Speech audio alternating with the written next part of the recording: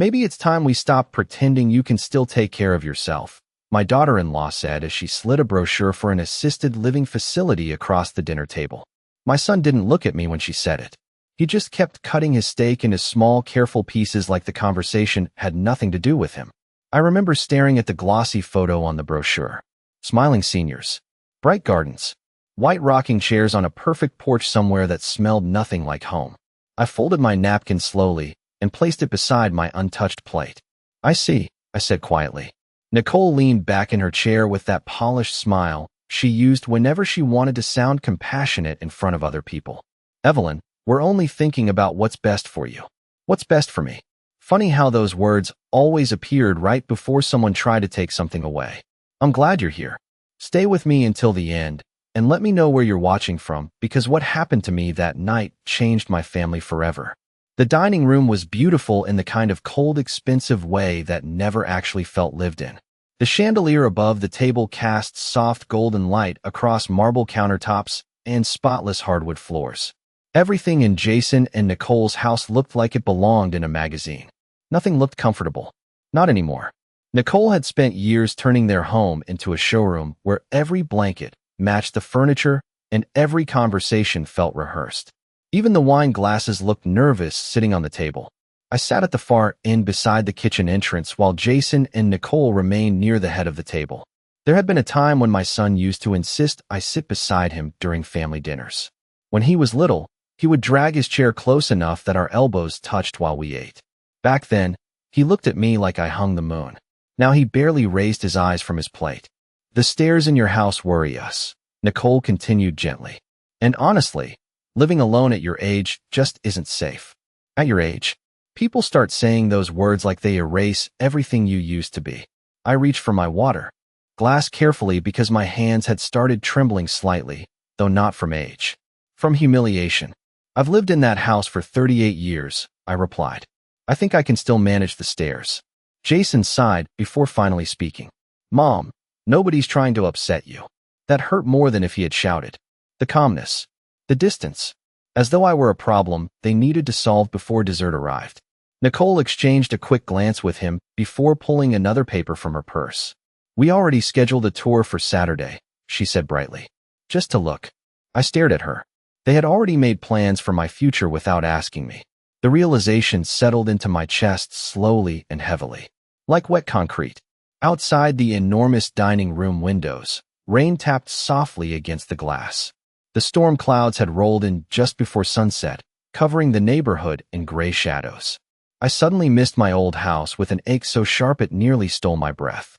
My little kitchen. My creaky wooden floors. The yellow curtains Frank used to tease me about, because he said they looked like melted butter in the sunlight. My husband had been gone for almost 4 years now, but some nights I still reached across the bed before remembering there was no one there anymore. After Frank died, people started treating me differently. At first it was subtle. Nicole insisting on handling my finances during family vacations. Jason reminding me not to drive at night. Conversations stopping when I entered the room. Little things. Quiet things. But disrespect grows the same way mold does. Slowly. Silently. Until one day it's everywhere. Nicole picked up her wine glass and smiled again. You deserve somewhere peaceful, Evelyn. Somewhere people can take care of you properly. I almost laughed at that. Because the truth was, for the past 3 years, I'd been taking care of all of them without any of them realizing it. Jason worked long hours at Bennett Industries. Nicole loved telling people her husband was a senior operations director at one of the fastest growing manufacturing companies in Illinois. They loved the company parties, the country club dinners, the appearance of success. Neither of them had the faintest idea who actually owned most of the company's shares. And as I sat there listening to my own son discuss where to send me for the remainder of my life, I realized something cold and clear. They thought I was powerless because I had allowed them to think it. Nicole pushed the brochure closer toward me across the table. You should really keep an open mind. I looked down at the smiling elderly couple on the front cover one last time before folding the brochure neatly in half. Then I placed it beside my plate and smiled for the first time all evening. All right, I said softly. Maybe it is time we talked about the future. I left Jason and Nicole's house just after 9 that night. The rain had slowed to a thin silver mist that clung to the windshield while I drove through the quiet streets of Naperville. The neighborhood looked beautiful in the dark. Large stone homes, perfect lawns, warm yellow lights glowing behind expensive curtains. For years, I used to drive home from their house feeling grateful that my son had built such a successful life for himself. That night, I felt something else entirely. Distance. The kind that cannot be measured in miles. My little blue bungalow sat at the end of a narrow tree-lined street, about 20 minutes away from their subdivision. Frank and I bought the house when Jason was 4 years old. Back then, the neighborhood had been full of young families and bicycles left in driveways. Now most of the original owners were either gone or living somewhere warmer in Florida. I parked beneath the old maple tree in my front yard and sat quietly for a moment with both hands resting on the steering wheel. The porch light flickered softly against the rain. Home. Maybe not impressive, maybe not modern, but it still felt like the only place in the world where I could breathe without permission. Inside, the house smelled faintly of cinnamon and furniture polish. I always kept things tidy. Frank used to joke that I cleaned when I was nervous because organizing the house made me feel like I could organize life itself. I slipped off my shoes near the front door and hung my coat carefully. Beside the closet, the silence wrapped around me immediately. Some people think silence is sad after a certain age. They imagine older women sitting alone in dark houses waiting for someone to call. But silence is not always loneliness. Sometimes silence is relief. I walked into the kitchen and turned on the small lamp above the sink instead of the overhead lights. Soft light made the house feel gentler somehow. I poured myself a cup of chamomile tea and stood by the window while the kettle cooled behind me. Across the street, Mrs. Patterson's television flickered blue through her curtains. Somewhere farther down the block, a dog barked once and then stopped. Ordinary sounds. Familiar sounds. The kind that remind you life keeps moving whether your heart is ready or not.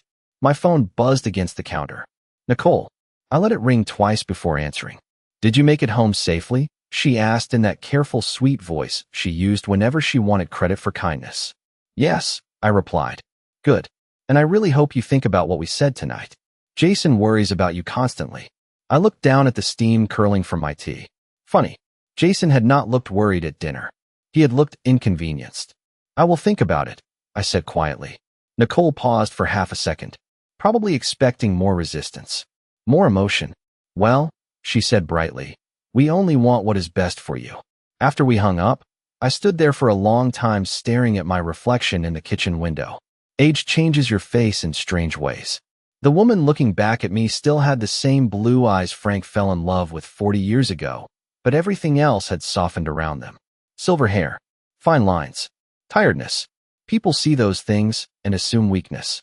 They forget that age also sharpens certain instincts, especially in women who spent decades learning how to survive disappointment quietly.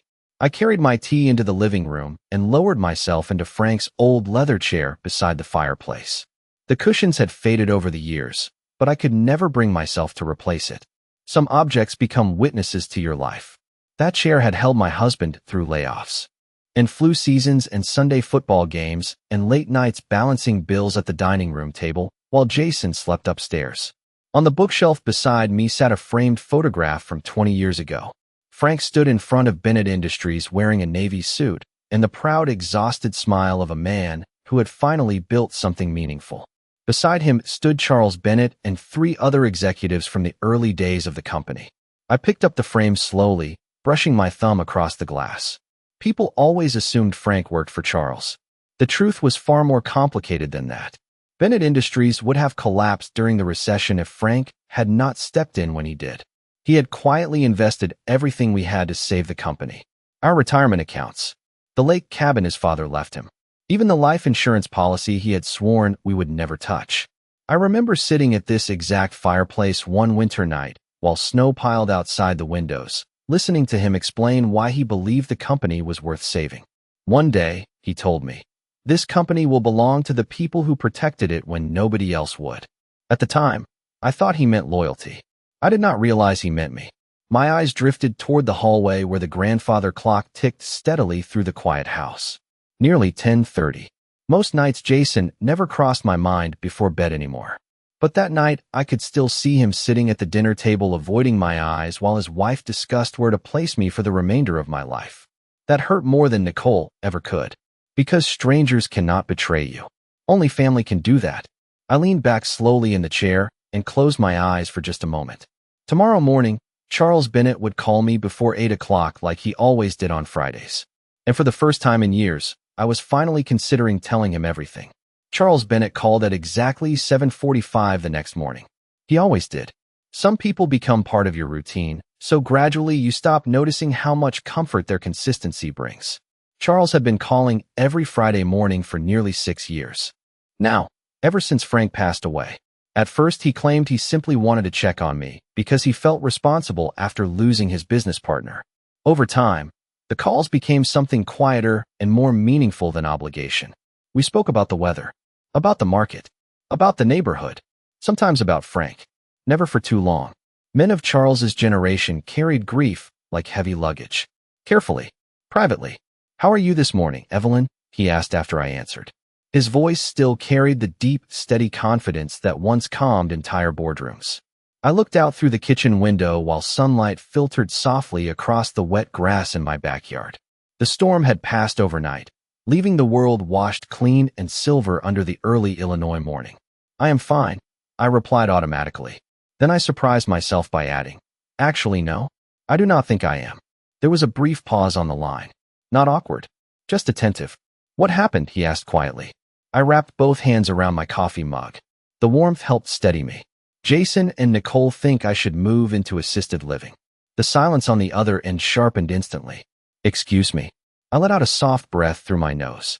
Apparently, I am becoming too difficult to manage. Charles did not respond right away. I could practically hear him leaning back in his office chair downtown, staring out at the city while choosing his words carefully. "And Jason agreed with this?" he finally asked. He mostly stared at his dinner plate. Charles muttered something under his breath that I could not quite hear. "Probably for the best." "Evelyn," he said after a moment, "you are one of the sharpest people I know. Half the executives in this company could not survive a single quarterly review without your advice." That made me smile faintly despite myself. Nobody besides Charles knew how often he still called me for guidance. Bennett Industries had grown into a corporation worth hundreds of millions of dollars over the last decade. But Charles still trusted my instincts more than most of the consultants sitting in expensive suits around his conference table. Frank used to say that people underestimated women who listened more than they spoke. "Nicole believes I should spend my remaining years somewhere with supervision," I said softly. "Supervision," Charles repeated with obvious irritation. "Good Lord." I walked slowly into the living room while we talked, my slippers brushing softly against the hardwood floor. The morning sun illuminated dust particles floating through the air like tiny sparks. Peaceful. Ordinary. It struck me how quickly other people decide your life should become smaller once you reach a certain age. Smaller house. Smaller role. Smaller voice. As though aging itself were something shameful that needed to be hidden neatly away behind polished doors and scheduled medication reminders. "I think they see me as fragile now," I admitted quietly. Charles gave a short, humorless laugh. "That family of yours has absolutely no idea who they are dealing with." My eyes drifted toward the bookshelf again, toward Frank's photograph beside the fireplace. "No," I replied. "I do not think they do." Charles hesitated before speaking again. "There is something else I should probably tell you before next week." Something in his tone made me straighten slightly. "What is it?" "We are hosting the annual executive gala next Thursday at the Fairmont downtown. Jason is expected to attend." I frowned slightly. "And Nicole requested an additional invitation for you." That surprised me enough to stop me mid-step. "For me?" Apparently she thinks it would look good for senior management to be seen with family this year. I almost laughed. Of course. Bennett Industries had recently been featured in several business magazines praising its so-called family values culture. Nicole adored appearances. "I see," I murmured. "There is more," Charles added carefully. "The board plans to discuss restructuring at the gala before the shareholders' meeting. Rumors are already circulating." My fingers tightened slightly around the coffee mug. "About Jason?" "About several people." Charles paused. "Including Nicole." That got my attention immediately. Nicole technically worked under a regional consulting contract tied to Jason's department. If executive, Restructuring began. Both of their positions could become unstable very quickly. Suddenly, her sudden concern about my future made much more sense. Fear changes people. It makes selfishness look practical. Charles, I said slowly, do they know anything? About your shares? He asked quietly. No. Frank made certain of that. I lowered myself onto the sofa beside the window and stared out at the backyard garden Frank planted years ago. The roses were beginning to bloom again despite the rain. Every spring they returned stronger than before, as if winter had never touched them at all. Maybe it is time they learned, I said softly. On the other end of the line, Charles went completely silent. Then, after several long seconds, he answered in a voice I had not heard from him in years. Calm, certain, almost relieved. I was hoping you would say that. The invitation to the gala arrived 3 days later in a thick cream-colored envelope embossed with gold lettering. Bennett Industries Annual Leadership Gala. Fairmont, Chicago, Millennium Park. Formal attire required. I turned the envelope over slowly in my hands while standing at the kitchen counter. Nicole had personally dropped it off that afternoon with a bright smile and a store-bought lemon pie she knew perfectly well I did not even like. It would mean so much to Jason if you came, she had said while glancing around my little house with polite disapproval hidden behind her expensive sunglasses. Funny how quickly people rediscover family values when uncertainty enters the room. I placed the invitation beside the fruit bowl and watched Nicole through the front window as she walked back toward her white Mercedes parked along the curb. Even from behind, she carried herself like someone constantly aware of being observed. Perfect posture, perfect hair, perfect image. She never understood that the people who work hardest to appear flawless are usually hiding the deepest fear. That evening I stood in my bedroom, staring into the closet longer than necessary. Formal attire. I had not attended a corporate gala since Frank's funeral reception nearly 4 years earlier. After his death, I slowly disappeared from Bennett Industries events by choice. Grief changes your relationship with public spaces. Rooms that once felt familiar suddenly become exhausting because every handshake reminds you who is missing. My fingers brushed across the garment bags hanging near the back of the closet until I stopped at a navy blue gown I had not worn in years. Simple, elegant. Frank used to love that dress because he said it made me look powerful without trying too hard. I pulled the zipper down slowly and smiled faintly at the memory. You always underestimate yourself, he told me once while adjusting the necklace around my throat before a shareholders' dinner decades ago. That is why people never see you coming. At the time, I laughed and accused him of sounding dramatic. Now I wondered if he had understood me better than I ever understood myself. The following Thursday arrived cold and windy despite it being late April. Chicago weather had always enjoyed reminding people who was really in control. By 6:30 that evening, downtown streets shimmered with rain reflecting off taxi headlights and towering glass buildings. I stood in front of the bathroom mirror fastening a pair of pearl earrings Frank bought me for our 25th anniversary.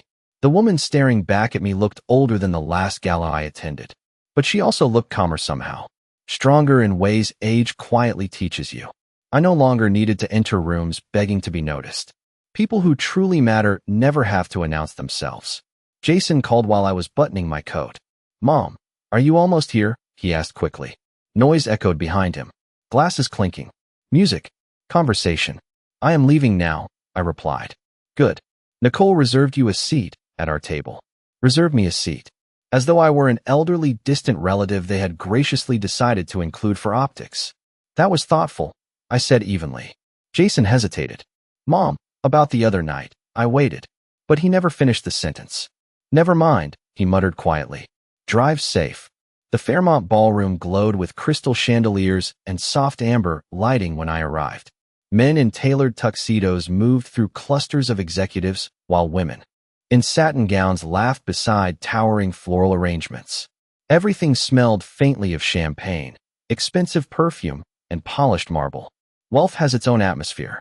Charles spotted me before I even reached the registration table. His entire expression softened the moment our eyes met. Evelyn, he said warmly as he approached. You look beautiful. You always did exaggerate, I replied with a small smile. Only when people deserve honesty, he said. Charles offered his arm and escorted me through the ballroom himself. That alone drew attention immediately. I noticed several executives glance toward us with quiet curiosity. Nicole certainly noticed. She stood near the center of the room in a silver evening gown, frozen halfway through a conversation as Charles Bennett personally escorted me across the ballroom floor. Her smile faltered for just a fraction of a second before quickly recovering. Jason looked equally confused. Mrs. Carter, several older board members greeted as we passed. One even stepped forward to shake my hand with visible respect. Nicole's eyes darted between their faces in growing confusion. I could practically see the questions forming behind her smile. How did they know me? Why did they speak to me like that? Why was Charles Bennett treating me like someone important? The answer sat quietly beneath the surface of the entire evening like a fault line waiting to split open. Charles leaned slightly closer as we approached Jason and Nicole's table. The board meeting starts in 40 minutes upstairs, he murmured softly enough that only I could hear. Are you certain you are ready for this? I looked across the ballroom toward my son standing beside his wife. Jason straightened slightly when he saw me approaching, suddenly looking nervous in a way I had not seen since he was a teenager waiting to confess something. Nicole's smile tightened at the edges. Still polished, still careful, but no longer confident. I smoothed one hand lightly against my dress and met Charles's eyes calmly. No, I said truthfully, but I think they are even less ready than I am. The ballroom felt different after that. Subtle things changed first. Conversations lowered slightly when I passed nearby. Executives who had barely acknowledged me moments earlier suddenly smiled too quickly or straightened their posture when Charles introduced me by name. Respect has a sound to it. Softer voices, longer handshakes, careful eye contact. Nicole noticed all of it. I could tell by the way she kept adjusting the diamond bracelet on her wrist whenever someone important approached our table. Nervous habits always reveal themselves eventually. Dinner was served shortly after 7:30. Filet mignon, roasted asparagus, tiny potatoes arranged so carefully on porcelain plates they hardly looked edible. The kind of meal designed more for appearance than hunger. Jason barely touched his food. He kept glancing toward the raised platform near the front of the ballroom where the executive presentations would begin later that evening. Are you all right? I asked quietly. He forced a smile. Just stressed about work. Nicole immediately placed one manicured hand over his. It has been an intense quarter, she explained smoothly before Jason could continue. There have been rumors about restructuring. Rumors. Such a gentle word for fear. I sipped my water slowly and watched her across the candlelight. That sounds difficult, I replied calmly. Nicole nodded with practiced grace, though tension lingered around her eyes. Charles has been acting strangely secretive lately. Jason shifted uncomfortably beside her. Nicole.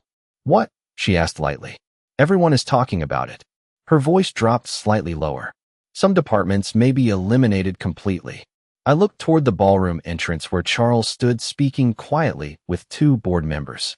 Even from across the room, he carried authority effortlessly. Some people command power loudly. Charles never needed to. I am sure the board has its reasons, I said. Nicole gave a tight smile. Easy to say when your future is not tied to company politics. The irony nearly made me laugh out loud. Instead, I folded my napkin carefully across my lap. You would be surprised what people survive once they stop depending on titles, I said softly. Jason finally looked at me. Directly then. Really looked at me for the first time in months.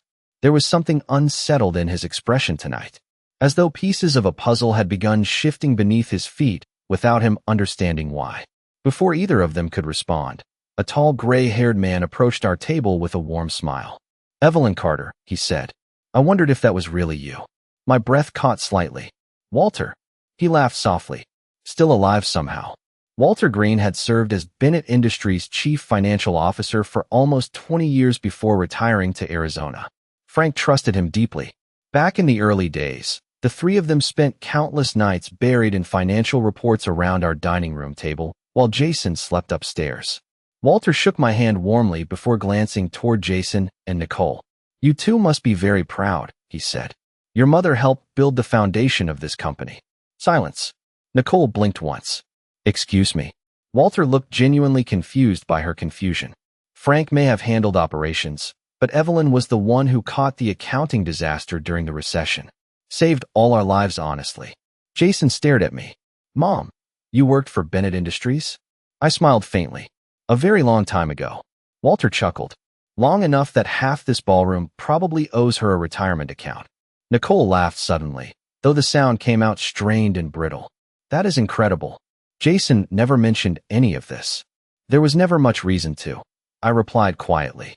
Walter's attention drifted toward the stage where Charles had stepped behind the podium. Looks like the evening is about to become interesting, he murmured. The ballroom lights dimmed slightly as conversations softened around us.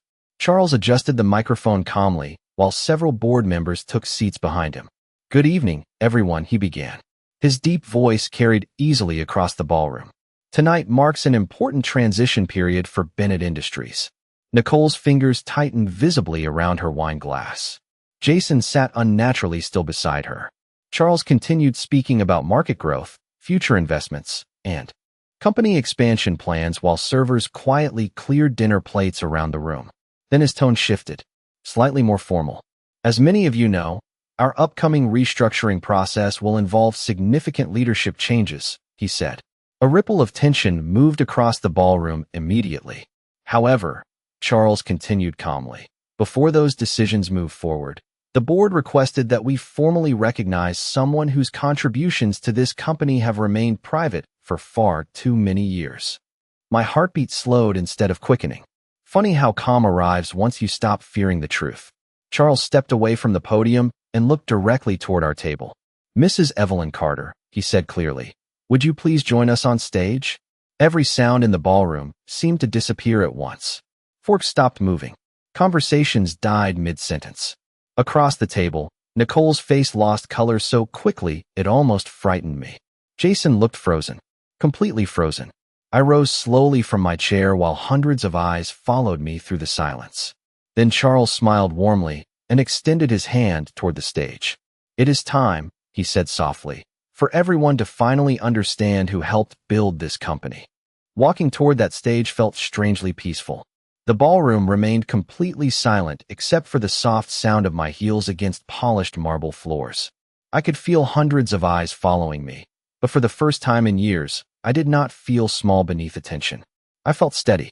Charles reached for my hand as I stepped onto the platform beside him. His expression carried something close to pride. Behind us, several members of the board nodded politely as though acknowledging something long overdue. I glanced toward Jason and Nicole's table. Jason looked pale. Nicole looked terrified. Charles waited until the room settled again before speaking. Many of you know the story of Bennett Industries, he began calmly. You know about our expansion, our manufacturing growth, our recovery during the recession. But very few people know how close this company once came to disappearing entirely. The ballroom stayed perfectly still. 21 years ago, Charles continued, when investors pulled out and banks refused to extend financing, there were only two people willing to risk everything to save this company. Frank Carter and his wife Evelyn. A murmur moved quietly through the crowd. I saw several younger executives exchange confused looks while older board members simply nodded. They already knew. Charles turned toward me briefly before continuing. Frank Carter invested every remaining dollar he had into Bennett Industries during the worst financial quarter of our history.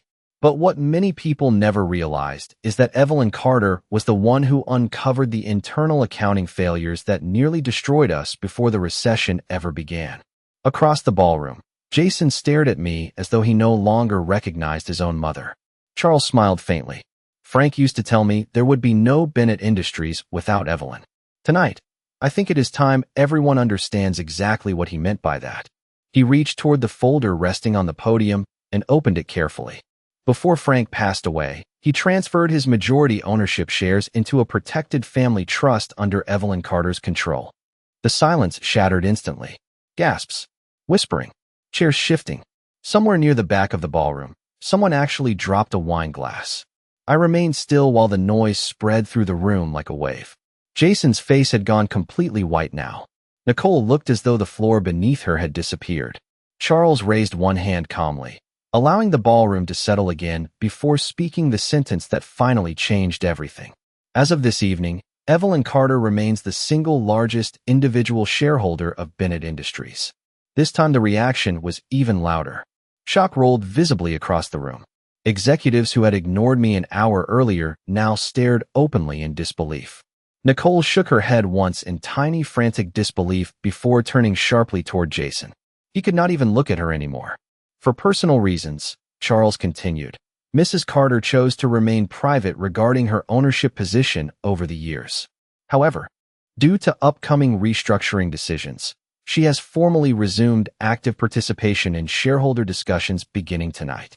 I heard Nicole whisper something sharply to Jason from across the ballroom, but he remained frozen in his chair. It struck me suddenly how young he looked in that moment. Not physically, emotionally, like a frightened little boy who had just realized the world was much larger than he understood. Charles stepped slightly aside and gestured toward me. Evelyn, he said softly, would you like to say anything? Hundreds of faces turned toward me at once. For years I imagined what this moment might feel like if the truth ever became public. I thought perhaps I would feel triumphant, angry, vindicated. Instead, I only felt tired. Tired of being underestimated. Tired of watching people confuse kindness with weakness. I stepped closer to the microphone slowly. My husband believed this company mattered because it supported families. I began quietly. The ballroom became instantly silent again. He believed loyalty should mean something. Integrity should mean something. I let my gaze drift briefly toward Jason before continuing. Over the years, I stayed private because I wanted people to build relationships with me honestly. Not because of what I owned. Not because of what I could give them. Nicole lowered her eyes immediately. But age has a strange way of revealing people, I said softly. Sometimes it reveals compassion. Sometimes entitlement. Sometimes fear. Nobody moved. Nobody even lifted a fork.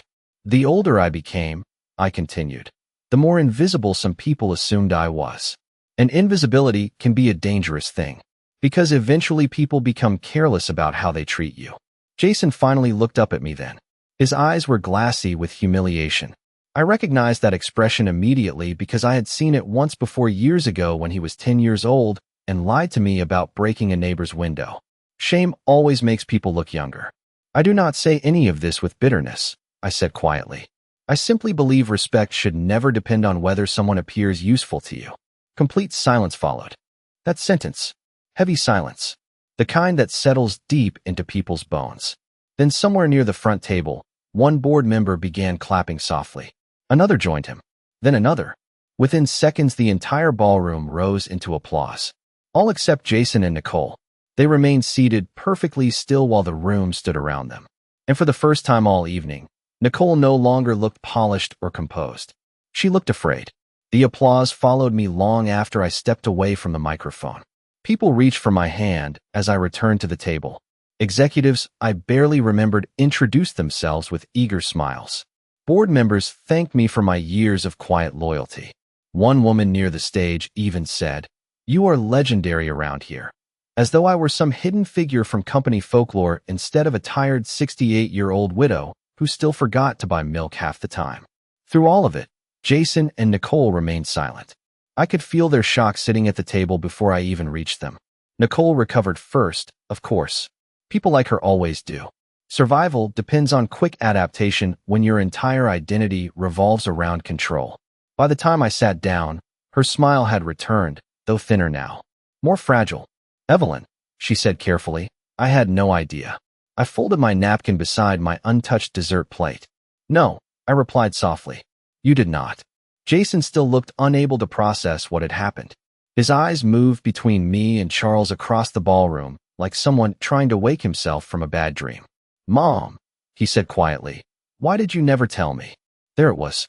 Not concern, not guilt, confusion. Because in his mind, information had been withheld from him. As though he were entitled to every private part of my life simply because I was his mother. I looked at him for a long moment before answering. "Would it have changed the way you treated me?" He opened his mouth immediately, then stopped. That silence answered the question more honestly than words ever could. Nicole jumped in quickly. "Of course it would not have changed anything," she said with a small nervous laugh. "We love you." Love. Strange.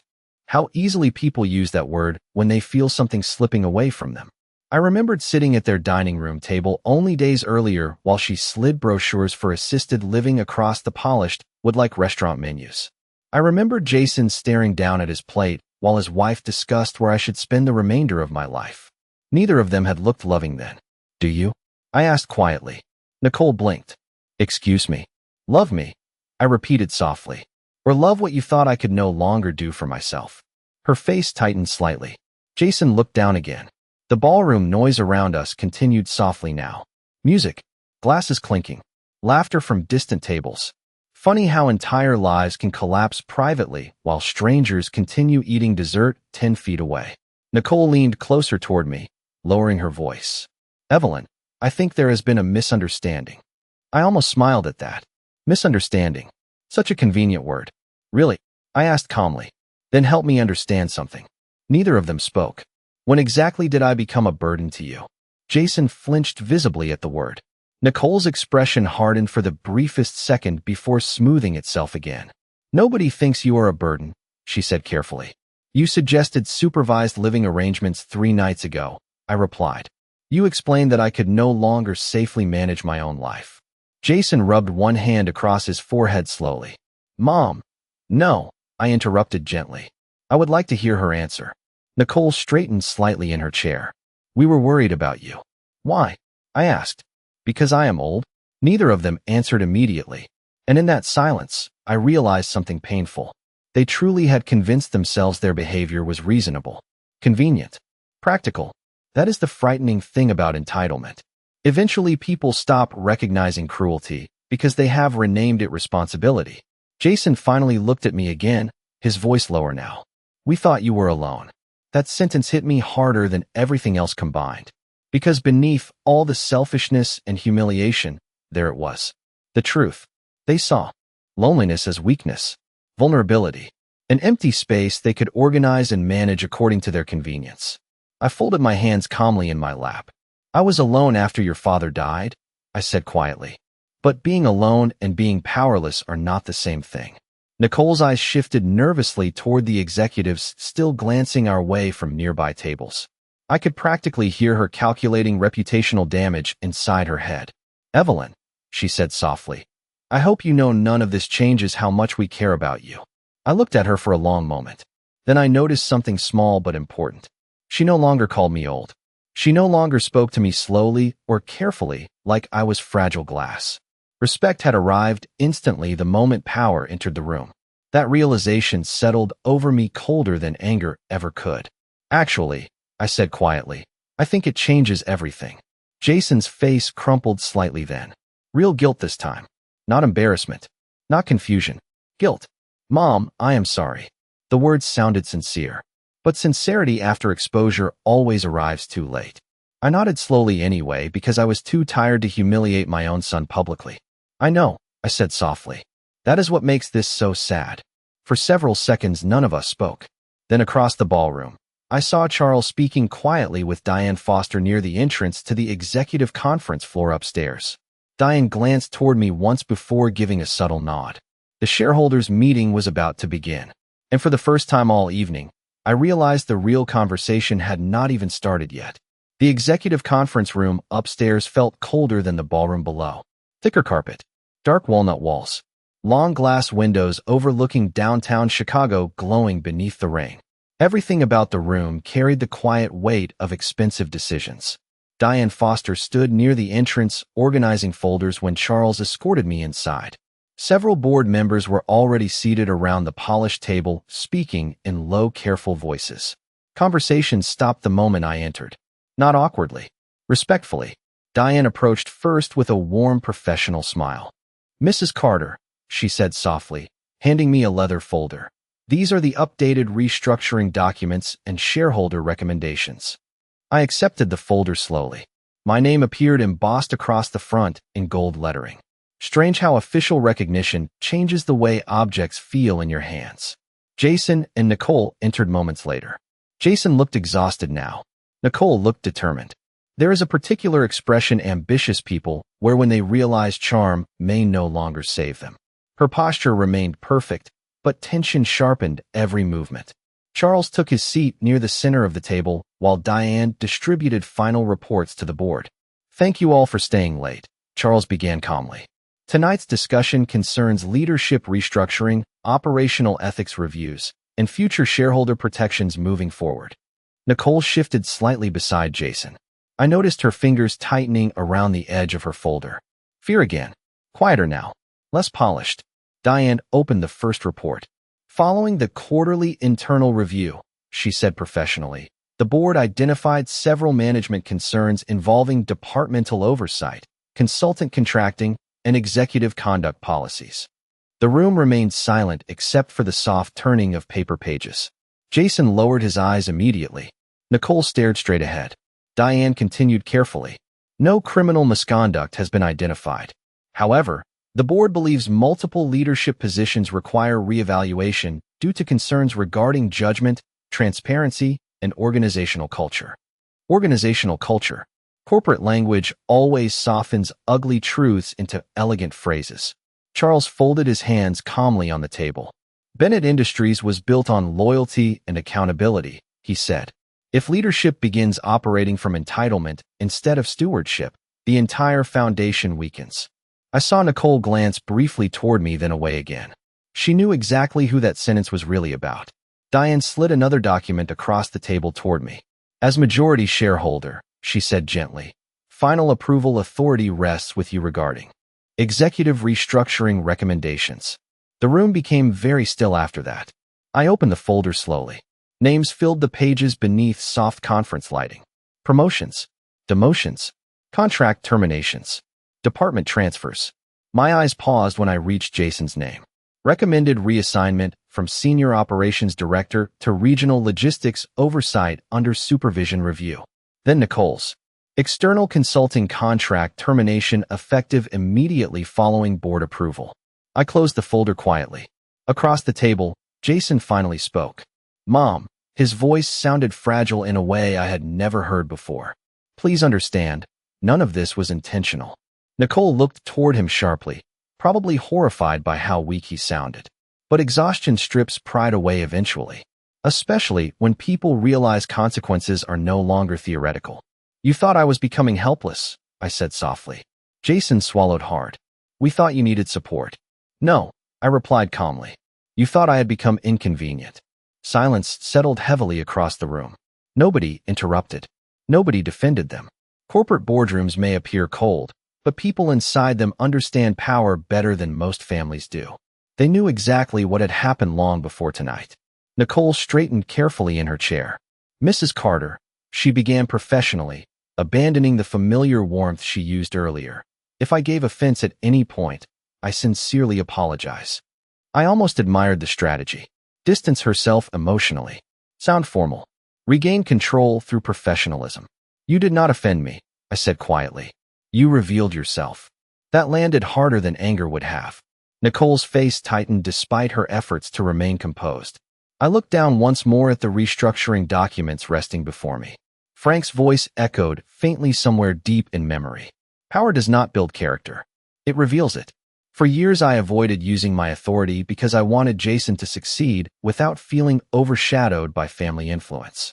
I wanted him to build something honestly. Instead, he had slowly surrounded himself with appearances, status, convenience, people who measured human worth by usefulness. My heart ached for him despite everything, because underneath all the ambition and weakness, he was still my son. Still the little boy who once cried after accidentally stepping on a bird in our backyard because he could not bear hurting something fragile. Age changes people, but disappointment changes them more. Charles finally broke the silence gently. Evelyn, he said, the board will support whatever decision you make. Every eye turned toward me again. I looked at Jason first, then Nicole, then the papers resting beneath my hands. Revenge would have been easy. Humiliation would have been easy too. But destruction rarely teaches people anything lasting. Quiet consequences do. I signed the final authorization page slowly. Nicole Carter's consulting contract will be terminated effective immediately, I said calmly. Nicole inhaled sharply beside me. Jason Carter will remain employed with Bennett Industries under reassigned supervision. Jason stared at me speechless. I placed the pen down carefully. Family should never become collateral damage, I said softly. But neither should dignity. No one spoke after that. The rain continued tapping quietly against the conference room windows high above Chicago while the silence settled over all of us like something permanent. 3 weeks later, the house felt different again. Not larger, not emptier, just quieter in a way that no longer hurt. Spring sunlight spilled across my kitchen floor, while coffee brewed softly behind me. Outside the window, the roses Frank planted years ago swayed gently beneath a warm May breeze. Chicago winters always make people appreciate ordinary mornings more deeply once warmth finally returns. I stood at the sink wearing one of Frank's old navy sweaters, watching a robin hop across the backyard fence with tiny pieces of straw in its beak. Building something again. Life always seems to do that eventually. Rebuild itself quietly while nobody notices. Bennett Industries had already adjusted to the restructuring. Nicole's departure spread through corporate circles quickly, though Charles handled everything with remarkable professionalism. No scandal, no public humiliation, just a carefully worded announcement about organizational realignment and revised leadership priorities. Jason had moved into his new logistics oversight position at the Joliet Distribution Center 40 miles outside the city. Smaller office, longer hours, less prestige. He accepted every condition without argument. I think shame exhausted him more than consequences ever could. Some evenings he called just to ask how I was doing. The conversations remained awkward at first. Fragile. Like both of us were learning how to speak honestly after years of avoiding uncomfortable truths. But slowly, something softer began returning between us. Not complete trust. Not yet. Trust broken quietly usually heals the same way. Quietly. I carried my coffee into the living room and lowered myself into Frank's leather chair beside the open window. The grandfather clock ticked steadily near the hallway while sunlight warmed the faded rug beneath my feet. Peace. Real peace does not arrive dramatically. It arrives in ordinary moments when your chest finally stops feeling tight. My phone buzzed softly on the side table. Jason. I stared at the screen for a moment before answering. Good morning, he said carefully. His voice sounded tired. Older somehow. Good morning, sweetheart. There was a small pause after that word. Sweetheart. I had not called him that in a long time. I was wondering if you wanted to have dinner tomorrow night, he asked quietly. Just us. I looked out toward the backyard again. Somewhere nearby, wind chimes stirred softly in the breeze. I would like that, I replied. Relief moved through his silence immediately. There is a little Italian place near your house, he continued. Nothing fancy. I smiled faintly. Those are usually the best places. Another pause settled between us. But this one felt gentler. Less afraid. Mom, he said finally. I know saying sorry does not fix everything. I closed my eyes briefly. No, I answered softly. It does not. His breathing caught slightly on the other end. But I am trying to understand how I became someone who made you feel unwanted. That question mattered more to me than any apology ever could. Because people only truly change when they begin questioning themselves instead of defending themselves. Sometimes, I said quietly, people become so focused on managing life that they stop seeing the people inside it. Jason did not respond immediately. Nicole always said you needed more help, he admitted finally. And I think part of me wanted to believe it because it made me feel needed. There it was. The truth beneath everything. Not cruelty exactly. Weakness. Fear. Ego disguised as responsibility. I stared at the framed photograph of Frank beside the fireplace. He would have understood all of this immediately. He always understood people better than I did. Power can confuse people, I said softly, especially when they think they are protecting something important. Jason let out a slow breath. I thought success meant building a life where nobody struggled anymore. And instead, I asked gently, I forgot how to respect people who looked vulnerable. The honesty in that sentence nearly broke my heart. Because beneath all the mistakes and selfishness, my son was finally becoming visible to himself again. You are still my son, I said quietly. Nothing changes that. His voice lowered almost to a whisper. Even after everything, I looked around my little living room. The old bookshelf. The soft sunlight. Frank's chair beneath me. Home. Family is complicated because love does not disappear just because disappointment arrives. Sometimes they learn to live beside each other. Yes, I answered softly. Even after everything. After we hung up, I sat there for a long time listening to the quiet house around me. The loneliness that once haunted these rooms no longer felt sharp now. Solitude and abandonment are not the same thing. One wounds you. The other teaches you who you are when nobody is watching. My eyes drifted toward the side table where the Bennett Industries shareholder folder still rested unopened from yesterday's courier delivery. Quarterly reports. Investment summaries. Numbers. Important things, supposedly. But for the first time in years, none of it felt heavier than the peace settling gently through. This house. Outside, sunlight danced across the garden while the wind carried the smell of fresh cut grass through the open window. Somewhere down the street, children laughed as bicycles rolled along the sidewalk. Life continuing forward exactly as it always does. I leaned back slowly in Frank's chair and closed my eyes just for a moment. The silence around me no longer felt lonely. It finally felt earned.